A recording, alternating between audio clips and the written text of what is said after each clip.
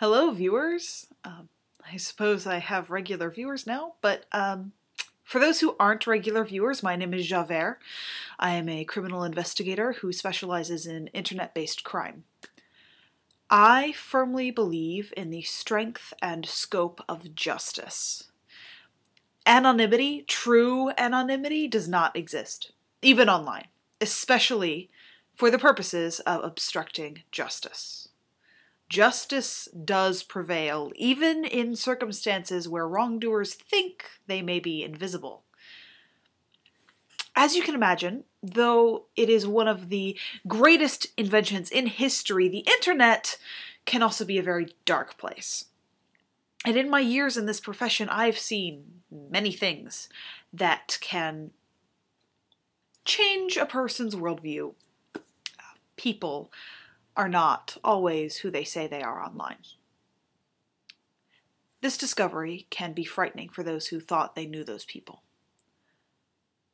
But it was a face-to-face experience that truly shook my perceptions of the world. Albeit temporarily, I stand by my word and my cause as strongly as ever, but this person definitely made me think. Not that long ago, my work brought me into contact with a local entrepreneur who had set up a business in my community, and then proceeded to invest most of his profits back into the community.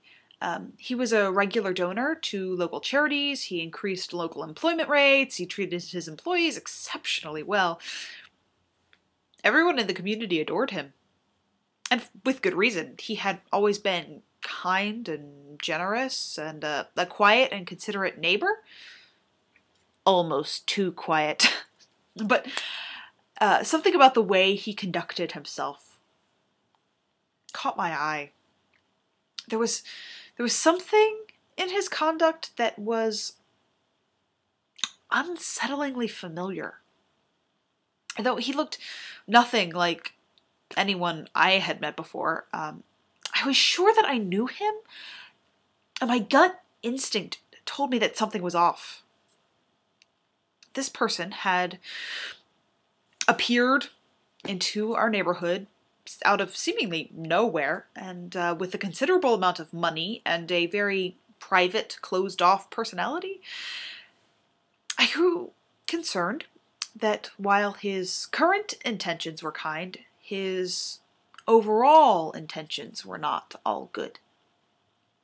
So, I put my professional skills to use, and I did a little digging on our Mystery Citizen of the Year, and it turned out he was less than squeaky clean after all. He had a prior for theft, and although he had never faced trial for it, it was strongly suspected that he was guilty of a probation violation, which isn't nearly as amusing as the internally rhyming name makes it sound. Not the longest string of convictions by any means, but a serious one. And remember, any conviction is a conviction. But his new reputation had me questioning my actions. Would I be right to arrest this person who was doing so much good for the community? He was kind and generous and had never harmed anyone during his time in my jurisdiction. It shook me. And I have to admit, the public singing his praises almost got to me too. Almost. But knowing what I knew, I couldn't let the matter rest. And how could I, or any law-abiding citizen, trust him after that? Shortly after I discovered his past convictions, he moved out of reach of my jurisdiction and under some questionable circumstances, which just goes to show that a tiger can't change his stripes, no matter how hard he tries. Now, I know a lot of people subscribe to the let bygones be bygones, forgive and forget school of criminal law, but what they fail to appreciate is that criminal records exist for a reason.